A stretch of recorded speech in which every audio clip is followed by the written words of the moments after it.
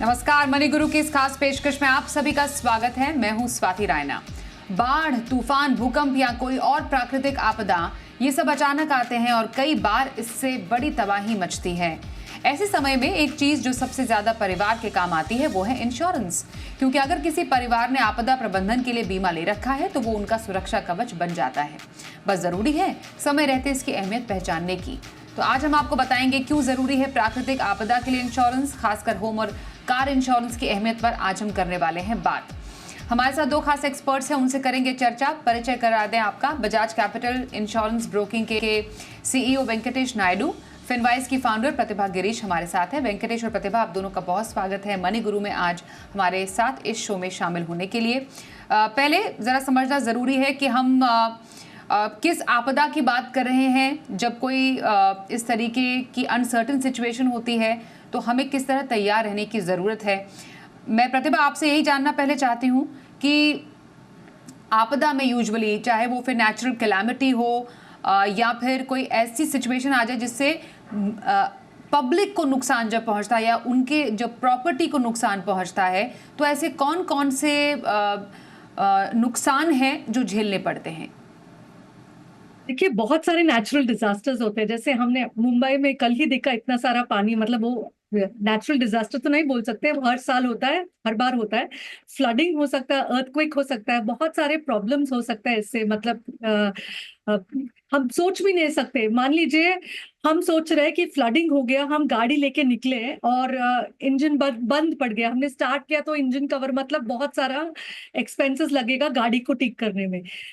ये भी हो सकता है आपने कुछ भी नहीं किया, आपने गाड़ी को अपने घर में, अपने पार्किंग में पार्क किया है और इतने सारे रेन्स की वजह से कुछ ट्री गिर गया, उसके ऊपर पूरी तरह से डैमेज हो गया। तो ये ऐसी स्थिति में अगर इंश्योरेंस नहीं होता, गाड़ी का इंश्योरेंस नहीं होता, तो आपको अपना जो सेविंग्स है और आपने किसी और गोल्स के लिए रखे हुए पैसे को निकालना पड़ता है। ये अच्छी बात नहीं है। ये तो हमने छोटी सी बात कही गाड़ी की। अगर आपके घर को ही प्रॉब्लम हो जाए, जैसे आपका बिल्डिंग का स्ट्रक्चर में कुछ हो जाए, बहुत ज्यादा पानी के वजह से, मतलब घर के अंदर पानी घुसाया, आपके घर के सामान को प्रॉब्लम हो जाए, मतलब खराब हो जाए, या फिर आपका स्ट्रक्चर ही खराब हो जाए, तो इसमें बहुत ज्यादा आपका एक्सपेंस होने वाला है और बहुत बैडली आपको इम्पैक्ट करने वाला है फाइनेंशियली।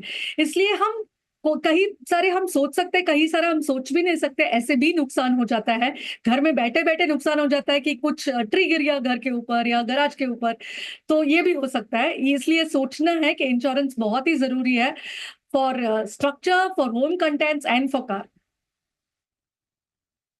बिल्कुल। और क्योंकि बारिश और बाढ़ की बात हो ही रही है, इस बार तो रिकॉर्ड भी टूट गया।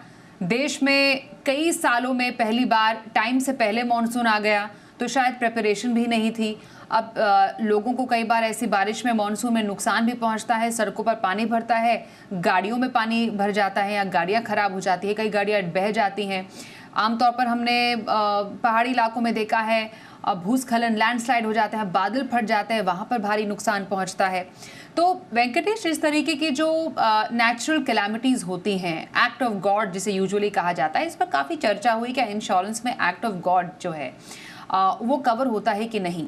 इसमें इम्पॉर्टेंट है समझना, जब नुकसान प्रॉपर्टी को पहुंचता है, मोस्ट लाइकली हमने कई ऐसे जो इंस्टेंसेस देखे हैं, गाड़ियां डूब जाती हैं, गाड़ियां बह जाती हैं। अब हमें ये मालूम है कि मोटर इंश्योरेंस लेना तो मैंडेटरी है, लेकिन क्या वाकई कार इंश्योरेंस, मोटर इंश्योरेंस में ये एक्ट ऑफ गॉड से हुए नुकसान को शामिल किया जाता है क्या?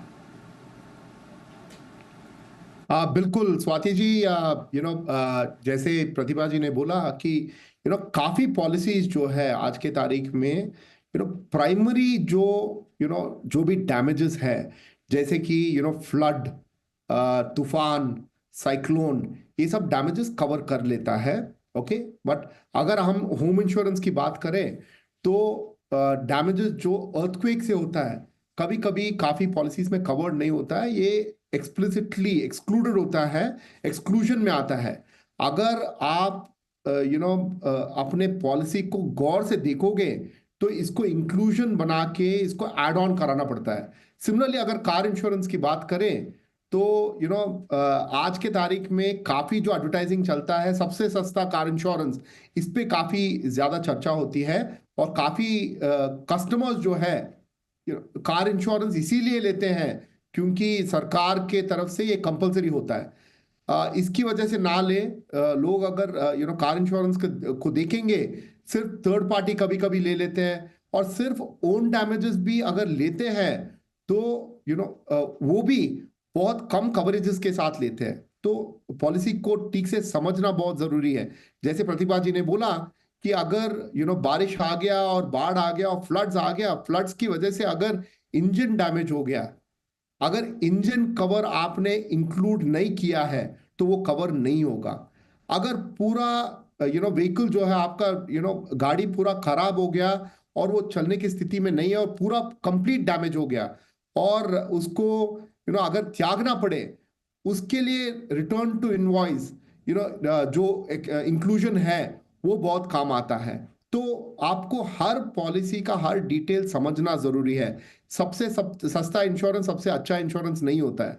अगर कार की देखने के लिए जाए या होम इंश्योरेंस देखेंगे या कमर्शियल प्रॉपर्टी इंश्योरेंस देखेंगे तो आपको इंक्लूजन और एक्सक्लूजन समझना बहुत जरूरी है।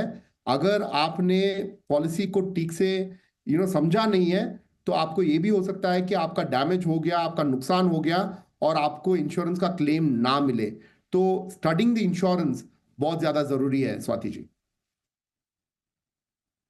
बिल्कुल। तो जैसा आप वेंकटेश ने बताया कि आप एक थर्ड पार्टी इंश्योरेंस तो लेते ही हैं, मोटर इंश्योरेंस वो मैंडेटरी है, लेकिन क्या उसमें कवर होता है ये समझना ज़रूरी है। इंजन अगर डैमेज हो जाता है तो आप कैसे उसको क्लेम करेंगे। तो ऐसे तो कई सिचुएशंस में हमने प्रतिभा देखा है कि गाड़ी का जो पार्ट्स है, इंटीरियर पार्ट्स हैं, वो हो सकता है शायद इंश्योरेंस में कवर ना हो, वो डैमेज हो गए। अब पानी में अगर गाड़ी डूबी गई है या पानी में बही गई है तो गाड़ी का कौन सा हिस्सा बचेगा। तो ऐसे में जो इंश्योरेंस पॉलिसी है लेते टाइम एक कार इंश्योरेंस में क्या आपको देखना चाहिए। एड ऑन कवर्स की जब बात हो रही है तो टोटली पूरी तरह से इंश्योर कैसे की जाए गाड़ी एक। देखिए, हम नॉर्मली जैसे वेंकटेश जी ने भी बताया, सबसे ज्यादा हम देखते हैं कि प्रीमियम कहाँ पे कम है। ये जनरल इंश्योरेंस जो है बहुत ही कॉम्प्लेक्स एक इंश्योरेंस है, इसके लिए फाइन प्रिंट पढ़ना बहुत जरूरी है। और मैं बताती हूँ कि इंक्लूजन से ज्यादा एक्सक्लूजन्स की लिस्ट पढ़ना बहुत ही ज्यादा जरूरी हो जाता है, वो फाइन प्रिंट जरूर पढ़े। कार इंश्योरेंस जहां तक है तो आपको आईडीवी बोला जाता है और आमतौर पे हम देखते हैं लोग चेक भी नहीं करते कि उनका इंश्योरेंस डिक्लेयर्ड वैल्यू क्या है, क्योंकि हर एक गाड़ी न्यू नहीं होता। 2-3 साल बाद जब इंश्योरेंस ले रहे हैं तो डेप्रिसिएशन की वजह से जो insurance value of the car है वो लिख के देते हैं। तो आपको ये चेक करना है क्या वो इंश्योरेंस वैल्यू आपके लिए ठीक है, क्योंकि वही वैल्यू कवर होगा। तो ऐसे भी पॉलिसियां है जो डेप्रिसिएशन कवर करता है, जीरो डेप बोलते हैं, एड ऑन पॉलिसी। इसमें प्रीमियम एक्स्ट्रा जरूर देना पड़ता है, लेकिन ये टोटली वर्थ इट है, क्योंकि अगर ऐसी स्थिति आई कि पूरा डैमेज हो गया तो आप डेप्रिशिएटेड वैल्यू से क्या ही कर पाओगे, क्योंकि हर साल डेप्रिशिएट होता रहेगा। 4-5 साल पुराना गाड़ी क्योंकि वो डिप्रिशिएटेड है, आप सेकेंड हैंड तो नहीं लोगे, आप नया ही गाड़ी लोगे। तो zero dep is very important. Engine protector की तो हमने बात की। रोड साइड असिस्टेंस, जैसे आप कहीं पे फंस गए, अभी आप पानी घुस आया इंजन में, तो आप अगर इग्निशन स्टार्ट करोगे तो इंश्योरेंस कवर नहीं होगा। उस टाइम पे, फ्लडिंग के टाइम पे, अगर आपको रोड साइड असिस्टेंस चाहिए, आमतौर पे जो चार्जेस होते हैं उससे कहीं ज्यादा हो सकता है, तो road side assistance also is very important. ये भी समझना जरूरी है, जैसे मैंने बोला एक्सक्लूजन की, एक्ट ऑफ वॉर हो गया, कोई मिसाइल हिट कर गया। अभी हमने देखा बॉर्डर में कुछ प्रॉब्लम हुआ था, मिसाइल हिट कर गया कार को, तो वो इंक्लूडेड नहीं है। तो ये सब समझना जरूरी है कि हमारा इंश्योरेंस डिक्लेयर्ड वैल्यू क्या है और हम कौन सा एड ऑन ऐड कर रहे हैं, इससे हमें क्या फायदा होगा, और जो एरिया में आप रहते हैं उसके हिसाब से आपको एड ऑन जरूर लेने चाहिए। बिल्कुल। तो एरिया के हिसाब से भी और अपनी ज़रूरत के हिसाब से भी कार इंश्योरेंस में भी एड ऑन कवर लेना ज़रूरी है। पर ये जो क्लेम सेटलमेंट होता है वेंकटेश जी, ऐसे किसी भी कार इंश्योरेंस पॉलिसी में वो कितना सरल होती है पूरी प्रक्रिया। अब मानिए अगर एक्ट ऑफ गॉड की वजह से, या जिसको हम कहते हैं कि बाढ़ में कार बह गई, नुकसान पहुंच गया। अब देखिए हमने इतने सारे स्टॉर्म के इंस्टेंसेस देखे हैं पिछले कई दिनों में। गाड़ियों पे पेड़ गिर गए, अब आपकी गाड़ी पूरी तरीके से दब गई पेड़ के अंदर, वो चलने लायक है ही नहीं, तो ऐसे किसी सिचुएशन में कि इंश्योरेंस कंपनी कैसे क्लेम सेटल करती है? मैं स्वाति जी, पहले जो आपका पिछला सवाल था उस पर थोड़ा और बताना चाहता हूँ। प्रतिभा जी ने काफी डिटेलिंग दिया। सबसे आसान तरीका है, अगर लोगों को समझना है, तो पहले आप अपने एडवाइजर या जब आप खुद खरीद रहे हो, पहले आपको ये देखना जरूरी है कि मैं कॉम्प्रिहेंसिव पॉलिसी ले रहा हूं, ले रही हूं कि नहीं। ओके, कॉम्प्रिहेंसिव बोलते ही काफी एड ऑन्स उसमें आ जाता है, वो एक सिंपल तरीका है। अब आते हैं आपके सवाल पे, जो क्लेम के तरीके बता रहे हैं। मोटर इंश्योरेंस में क्लेम जो है आजकल काफी आसान हो गया है, अगर आपने पॉलिसी सही तरीके से लिया है तो पॉलिसी कैसे सही तरीके से लेना है उस पर काफी बातचीत हो चुकी है। अगर आप किसी भी आज के तारीख में आपका टोल फ्री नंबर है किसी भी इंश्योरर का, तो आप अगर टोल फ्री नंबर पे बात करोगे, वहीं से सारा आपका सर्विस रेडी हो जाता है। कभी कभी आपने जिससे लिया है, आपका ब्रोकर या एडवाइजर, वो भी आपका मदद कर सकते हैं, बट इंश्योरर्स भी काफी टोल फ्री नंबर पे सर्विसेज अभी चालू कर दिया है। अगर आप कहीं फंस गए, आपका आपका गाड़ी डिस्ट्रॉय हो गया या काफी डैमेज हो गया, आप टोल फ्री नंबर पे कॉल करोगे, वहीं से आपका रोड साइड असिस्टेंस अगर आपने लिया है तो वहीं से आपका प्रोसेस शुरू हो जाता है। वहीं से रोड साइड असिस्टेंस, आप खुद फोटोज लेके बेच सकते हो, सर्वेयर आके आपको चेक आपका गाड़ी चेक करके उसका क्लेम अमाउंट बता देगा। तो काफी तरीकों से इंश्योरेंस ने काफी आसान कर दिया है क्लेम लेने में। बट आपको पहले ये गौर देना पड़ेगा, आप कौन से इंक्लूजन्स कर रहे हो और कौन से एक्सक्लूजन्स निकाल रहे हो, ये बहुत जरूरी है। कहाँ पे हो आप, आपका टेरेन कैसा है, उसके बेसिस पे आपने सारा इंक्लूजन्स लिया है क्या, वो बहुत जरूरी है। अगर आप नॉर्थ अपने उत्तराखंड में हो, अगर आपने लैंडस्लाइड इंक्लूजन नहीं किया है तो वो आपको दिक्कत हो सकती है, क्योंकि लैंडस्लाइड इंक्लूजन है। अगर आप कहीं और नॉर्थ ईस्ट में हो, अर्थक्वेक प्रोन एरिया में, अगर आपने अर्थक्वेक इंक्लूजन नहीं लिया है, वहां पे आपको दिक्कत आ सकती है। ओके, सो आपको बहुत तरीके से पॉलिसी समझना है और पॉलिसी समझ के लेना है, ना कि सिर्फ सस्ता प्रीमियम देके फटाफट ले लेना, वो गलत हो जाएगा आपके साथ। और जैसा वेंकटेश जी ने भी बोला कि सस्ता प्रीमियम वाला इंश्योरेंस हमेशा अच्छा पॉलिसी नहीं होती है, इसलिए सस्ते के चक्कर में नहीं जाके जो आपके लिए ज़रूरी जो एड ऑन कवर्स हैं, आपकी जगह के हिसाब से मोटर इंश्योरेंस में आपको लेने की ज़रूरत है, जिस पर टिप्स दे रहे हैं हमारे दोनों ही एक्सपर्ट्स। एक छोटे से ब्रेक के लिए रुकते हैं, ब्रेक के बाद ये समझने की कोशिश करेंगे कि कितनी ज़रूरी होती है एक होम इंश्योरेंस पॉलिसी लेना, और क्या एक्ट ऑफ वॉर भी इंश्योरेंस में कवर होता है। इस पर रहेगी चर्चा थोड़ी देर में, बने रहिए हमारे साथ।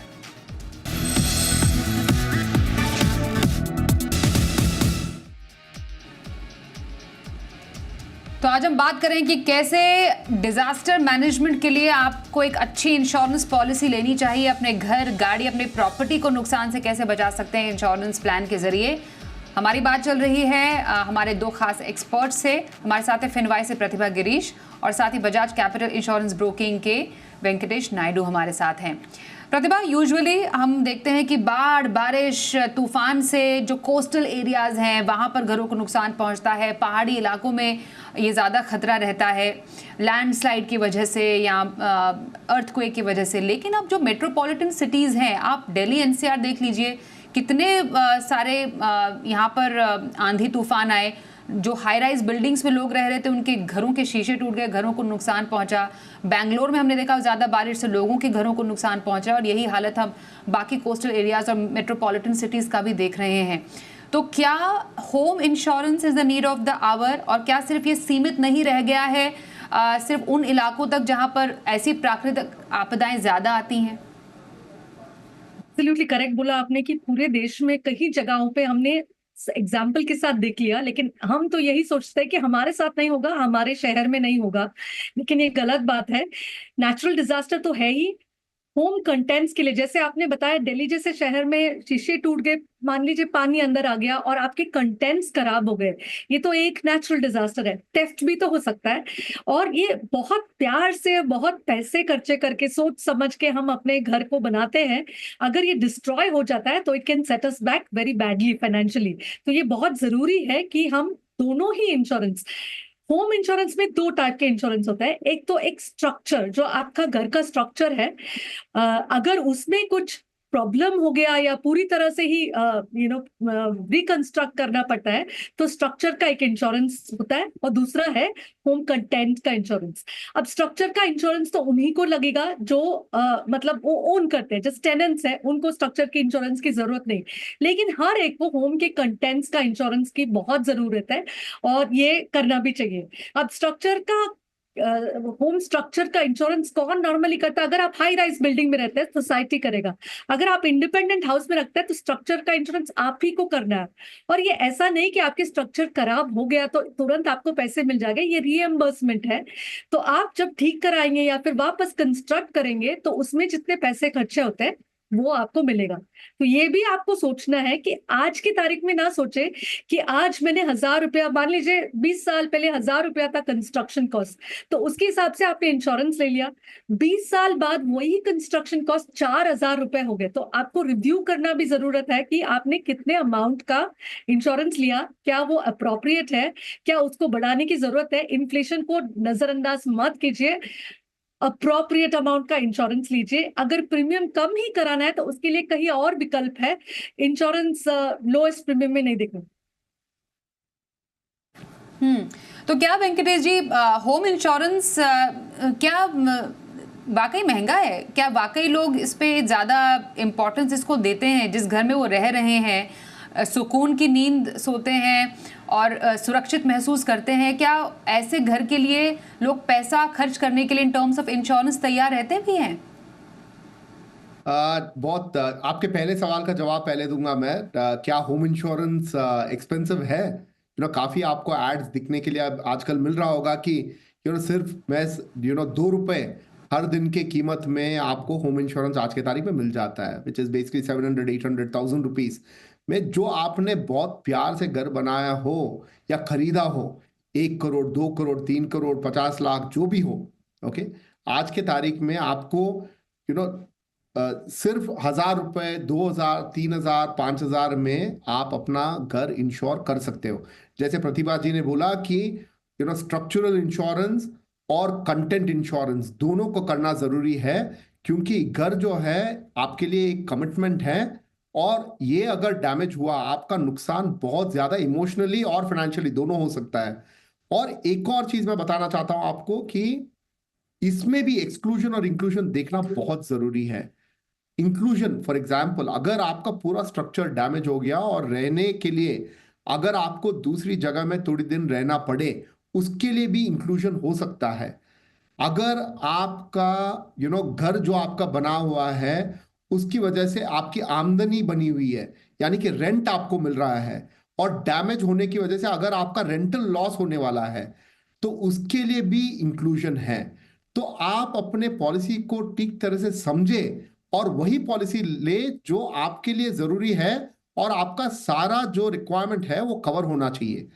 तो इंक्लूजन आपको देखना पड़ेगा, एक्सक्लूजन आपको देखना पड़ेगा, और आपका वैल्यू जो आप डिक्लेयर करते हो, सिर्फ रिक्वायरमेंट सिर्फ अगेन प्राइस के हिसाब से ना देके, जो आपका डिक्लेयर्ड वैल्यू है वो सही होना चाहिए, और वो सही वैल्यू पे लेना चाहिए आपको, ताकि आपको जो भी अगर आपको रिएम्बर्समेंट या लॉस फॉर कॉम्पनसेशन मिलेगा, कॉम्पनसेशन फॉर लॉस मिलेगा, वो सही वैल्यू पे मिले। ये सब गौर देना बहुत जरूरी बात है, स्वाति जी। बिल्कुल। तो होम इंश्योरेंस लेना उतना ही ज़रूरी है जितना आप घर का रखरखाव करते हैं, घर खरीदने में मेहनत करते हैं। थोड़े पैसे आप इकट्ठे खर्च कर सकते हैं एक अच्छा होम इंश्योरेंस खरीदने में भी, जो आपके घर के बिलोंगिंग्स, जो आपके अंदर के जो स्ट्रक्चर है, यहाँ पर सामान है, उसका एक तरीके से एक प्रोटेक्शन है, एक शील्ड है। एक बहुत ही इम्पॉर्टेंट, एक आजकल जो डिस्कशन चल रहा है वो चल रहा है कि क्या एक्ट ऑफ वॉर, क्योंकि हमने एक बहुत सालों के बाद एक नई पीढ़ी ने एक्ट ऑफ वॉर देखा और उसमें नुकसान होता हुआ देखा शहरों में भी, तो क्या एक्ट ऑफ वॉर में इंश्योरेंस में कोई प्रावधान है? प्रतिभा, लोगों के मन में काफी सवाल उठ रहे हैं, अगर एक्ट ऑफ वॉर की वजह से उनको कोई नुकसान होता है, जान माल का नुकसान होता है, तो क्या इंश्योरेंस कवर करता है? बेसिक इंश्योरेंस जो है नॉर्मली एक्ट ऑफ वॉर नहीं कवर करता है। मान लीजिए कोई बॉर्डर एरिया में हो, जैसे मैंने पहले भी बताया, गाड़ी पे मिसाइल गिर गया या घर पे मिसाइल गिर गया, अभी हमने देखा 4 दिन के लिए जब था, तो अगर ऐसा कुछ हुआ तो ये एक्ट ऑफ वॉर की वजह से हुआ है, तो ये बेसिक इंश्योरेंस कवर नहीं करते। हाउएवर थोड़े कॉम्प्लेक्स इंश्योरेंसेस है जो हाई रिस्क, वो एक एरियाज को भी अपने हाई रिस्क और कॉन्फ्लिक्ट जोन ये सब डिसाइड करके इंश्योरेंस वाले एक एडवांस कुछ इंश्योरेंस पॉलिसी दे सकते हैं, बट नॉर्मली नहीं होता। ना लाइफ का होता है, ना घर का होता है, ना गाड़ी का होता है, अगर बेसिक पॉलिसी अगर हम ले रहे तो। तो बेसिक पॉलिसी में वेंकटेश जी, इसी में मैं समझना चाह रही हूँ, चाहे वो होम इंश्योरेंस हो गया, और जैसा प्रतिभा बता रही है कि गाड़ी पे अगर कोई शेल या मिसाइल गिर गई, हमने देखा जैसे जो बॉर्डर से सटे हुए इलाके थे वहां पर घरों और गाड़ियों को बहुत नुकसान पहुंचा, तो ऐसे किसी इलाके में अगर मानिए किसी ने होम या कार इंश्योरेंस लिया होगा तो उनको क्या किसी तरीके का मुआवजा मिल सकता है क्लेम करने पर? या इनफैक्ट इवन लाइफ इंश्योरेंस में अगर किसी की वॉर के टाइम पर मृत्यु हो जाती है तो उनको लाइफ कवर के चलते एवज में क्या मुआवजा मिलेगा? दो पार्ट, एक जैसे प्रतिभा जी ने बताया कि एक्ट ऑफ वॉर प्रॉपर्टी और कार को कवर नहीं करता एक्ट ऑफ वॉर। इसमें एक और चीज जोड़ना चाहूंगा मैं, act of terrorism and war, अगर स्पेसिफिक इंक्लूजन नहीं है तो ये कवर नहीं होता है। बट आज के तारीख में काफी पॉलिसीज ये भी आ रहे हैं एक इंक्लूजन के साथ, जिसके लिए एक्स्ट्रा प्रीमियम लगता है। अगर आपने एक्स्ट्रा प्रीमियम दिया हुआ है, ये कवर्ड है, तो बिल्कुल आपको जो भी कॉम्पनसेशन है वो मिल जाएगा। लाइफ के बारे में जब आप बात कर रहे हो, लाइफ इंश्योरेंस में अगर आप सिविलियन हो, ओके, आपके और मेरे जैसे अगर सिविलियन है और वॉर और टेररिज्म हुआ और लाइफ मृत्यु हो गई, तो वो बिल्कुल कवर्ड है। उसका जो भी कॉम्पनसेशन है वो फैमिली नॉमिनी को मिल जाता है। अगर आर्म फोर्सेस में हो आप, अगर आप आर्मी में हो और आप फ्रंट में, अगर आप लड़ाई के लिए जा रहे हो, you are involve in the war, फिर आपका एक्सक्लूजन है। ओके, इसमें भी काफी इंश्योरेंस कंपनीज हैं जो वॉर टाइम रिस्क कवर करके एक्स्ट्रा प्रीमियम चार्ज करते हैं। आपने अगर एक्स्ट्रा प्रीमियम भरा है तो वो कवर्ड है। दोहराना चाहूंगा, सिविलियंस के लिए बिल्कुल कवर्ड है। वॉर की वजह से आपकी मृत्यु हो गई तो आपके नॉमिनी को बिल्कुल क्लेम मिलना चाहिए और मिलेगा। बिल्कुल, तो ये समझना बेहद जरूरी है कि आप कुछ राइडर्स ले सकते हैं, कुछ एक्सेप्शंस हैं, पर जनरली ये इंक्लूड नहीं होते हैं। अगर आप किसी एक ऐसी सिटी में रहते हैं जहां पर ऐसी स्थिति ज़्यादा बनती है, तो डेफिनेटली आप अपने इंश्योरेंस कंपनी से बात करके ऐसे कुछ प्रोविजंस के बारे में, इंक्लूजन्स के बारे में ज़रूर जानकारी ले सकते हैं, जिससे आगे ऐसी किसी भी स्थिति में आप मुआवजा पा सकें। तो काफ़ी जानकारी आज हमने हमारे दोनों एक्सपर्ट से ली।